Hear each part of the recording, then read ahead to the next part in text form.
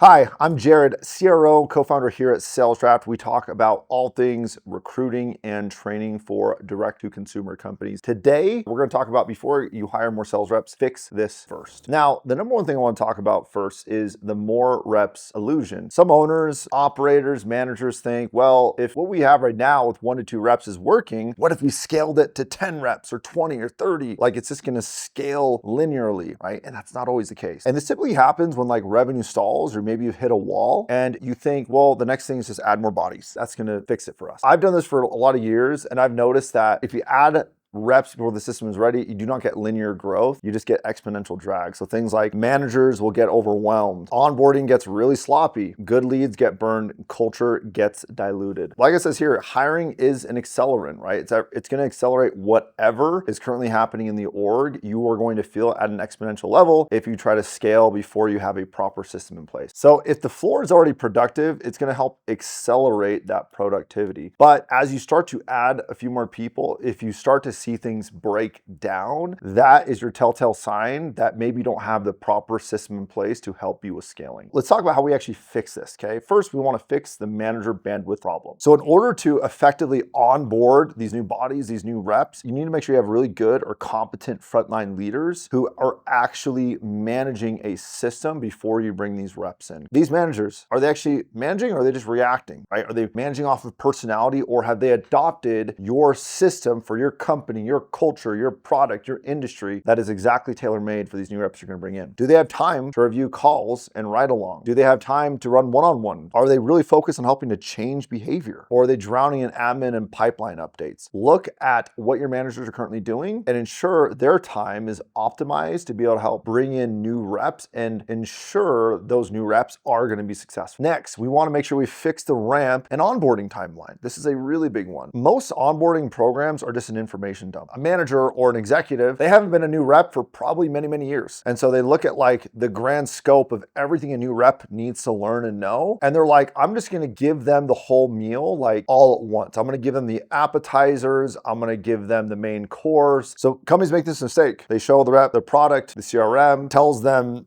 objections to overcome, smoke screens, tonality, body language, all of these things. And it's literally just giving them an entire buffet all at once and saying, consume everything, and you got to perfectly understand all this information in its proper context. That is not onboarding. Like that is not a good company that's going to be able to properly onboard these brand new reps, okay? Before you start scaling, you need a predictable ramp. First, what exact behaviors should the rep master in week 1? The more clear you can get on this, obviously the more clear the steps you can outline for these reps, okay? So clarity is going to lead to massive power for you. Second, what does a passing grade look like at day 30? A new rep, and humans in general do great with having kind of that goal, that North Star, whatever it might be. If you wanted to be able to do a new weight loss plan, right? It's going to do a lot more good if you have a set goal in mind. I want to lose 10 pounds or 20 pounds, as opposed to like, I want to become healthier. And I think sometimes leaders and executives just have this idea of like, well, success after 30 days is you being a good rep. It's like, that is the worst thing you can tell them because it doesn't create clarity for that new rep. So be really clear. If you could imagine, what does a passing grade look like for those new reps? What does an exceptional grade look like for these new reps? And then really outline that. Last is, it says here, how many reps actually hit full quota by month 3 or 4. If you see it to where most reps are hitting quota by month 3 or 4, you're having like everybody doing it, maybe quota isn't high enough. Or if you have some really great talent and like nobody's hitting quota, then maybe that tells you quota is a little too high. I love what it says here. A predictable ramp is the bridge between a new hire and actual sales capacity. So imagine you are the one building that bridge and helping to guide and walk those new reps across that bridge successfully to the other side to being a productive asset for the company. Next, we just talked about clarity. This is a big one. Fix role clarity and admin drag. I think a lot of reps, orgs, whether it's a team, a whole company, fail simply because they haven't created enough clarity in what they expect. They haven't created enough clarity in their training. They haven't created enough clarity in the goals and the day-to-day activities that a new rep should be doing. And I get it. Like it takes a lot of thought and brain work to be able to do this effectively, but I'm telling you, it could be the difference maker from your company 10xing and not getting really clear clear on what your goals are, who you are, and how you're going to go achieve it is huge. So first of all, do you have systems that are actually tracking what are reps doing today? What are the activities they're doing on a daily basis? You can't go and set an effective schedule and structure if you don't know what your current team is doing today. So many teams, reps are doing the jobs of 3 different people. Typically, they're, like it says here, they're prospecting, they're doing heavy account management, they're chasing down billing issues, they're fighting the CRM to get proposals approved. If you bring on a sales rep, and like it says here, if they're expected to sell all day, but then you actually inspect what they're doing and you find out that they're spending 30, let's just say even 50% of their day doing some of this admin work, well, then that's going to be a massive, massive problem. It's up to you as the executive or the manager that can make these decisions and make these calls to clean up that role. Maybe you do have a sales rep to where you've put the expectation of like, yeah, you need to be out in the field selling all day, but maybe that's not realistic for the product that you're offering. You probably need to shift or switch the role then. Maybe that sales rep is more of like an account manager where they're expected to sell maybe half as much, but then you expect them to nurture that current account basis and then to renew them. The way that I view it, you have a couple options. You could take these sales reps and push harder on them, right? Have more systems in place to be able to help them to do these things. I don't know that I love that because you could potentially be asking too much of these sales reps, depending upon what you're paying them, what you're expecting them, that they could burn out, they could go work somewhere else. Or you could get some really good, powerful AI systems in place that help to take off this admin drag from your sales reps and make their lives way easier, okay? So take this admin drag off of it, ton of great AI tools that can actually do that. That way then these sales reps, which should be a really like great revenue producing asset, you want them in the field producing and doing the things that are leading to revenue as much as possible. Next, let's talk about fixing the top rep dependency. I've seen this in so many sales teams, so many sales orgs. You look at one team and on paper, you're like, oh man, they're killing it. And then you look at like the per rep average and you're like, wow, it's really, really low. Like what is happening here? And all of a sudden you see a breakdown rep by rep and you notice there's 1 or 2 reps who are doing 80% of the revenue. And so you literally have like all this quote unquote dead weight from all these people who are just not that talented or they're not working. Before you hire, ask yourself, can an average hardworking rep succeed here? Is the sales motion documented or does it only live in the top rep's head? Lastly, does success require unusual charisma or industry connections? You cannot scale by trying to hire 10 more unicorns. I cannot tell you how many business owners I talk to about this one thing to where they'll say like, well, our product's just really hard to sell or our industry is just really tough. We're looking for somebody who is a unicorn and we need to find them. It's like, well, okay, well, maybe that's true that like your product, you think it might be difficult to sell, or maybe you as the business owner haven't done enough work to actually explain it simply enough for a brand new rep to actually be successful with it. Okay, so you might need to do some more work, even if it's a complex problem, complex sales process, maybe you can simplify those things. I would challenge your thinking on that and say, how could I make this so easy to understand so that a 5-year-old could understand it, right? And I get it, that's a tall order, that's a tall task, but that is why you're the business owner, right? Or you're the manager. You should be up to those things. Like it says here, you scale by building a process that allows B+ players to produce A-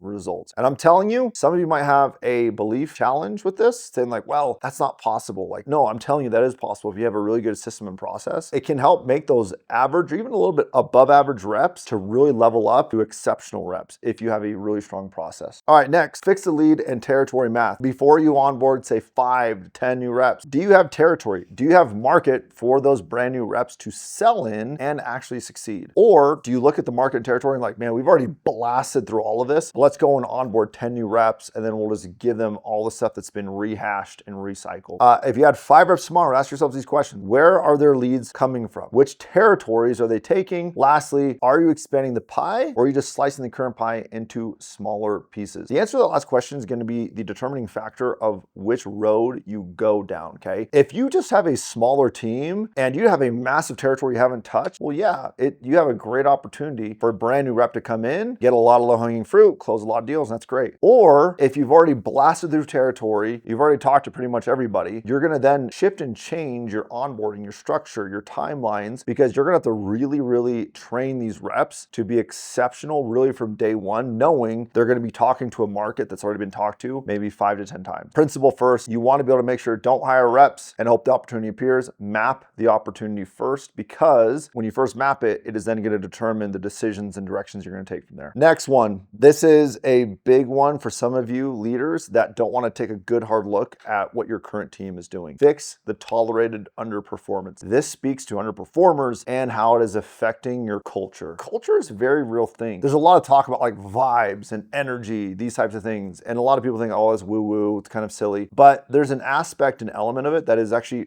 very, very, very real. You can walk into a team meeting and you can see how are the chairs lined up? How are the desks organized? Are you starting right on time for the team meeting? Are people coming in late? Are they leaving early? Are they wearing branded gear? Do they look sloppy? Do they look ready, prepared, ready to work? Are they taking notes? All of these types of things will message so much to all the reps in that room. So ask yourself, what does your room look like? What does a team look like? Do you have a team of tolerated underperformance? And if you do, why would you bring brand new reps into that environment? If you do bring in brand new reps into that environment, they're gonna look around and realize goals are not real. All the stuff I see on the board, the manager taking down goals, they don't actually respect them. Like they're just going through the motions. Next, the managers do not enforce the rules. They see the managers just lackadaisical, right? Somebody comes in late, they don't even address it, or they make light of it. Lastly, they can survive by doing the bare minimum. And you might be looking at this and thinking like, well, wow, this is just a lot. Yes, it is. Like, and typically use a manager or a high paid individual. You have to understand, if you're watching this and you're a manager of a successful company, you're probably in a position that like 1% of the population isn't even in. So yes, this is demanding more out of you. Before you bring in these brand new reps, you need to remove the reps who are dragging the standard down. Lastly, let's look at the order of operations, the sequence of scaling. Scaling sales team has a specific order of operations. I wanted to write this out here so we make sure that we're going through this sequentially. You cannot and do not skip any one of these steps. So the correct sequence is this. First, process. Does the sales motion work for average reps? If it only works for like the best of the best of the best, once again, that's your prerogative, but just understand you will miss out on actually really good sales talent because you're looking for the absolute unicorn of unicorns. Next, management. Do we have the leadership bandwidth to coach more people, help them improve? Sometimes people look at this and they think, well, we just want to bring on A+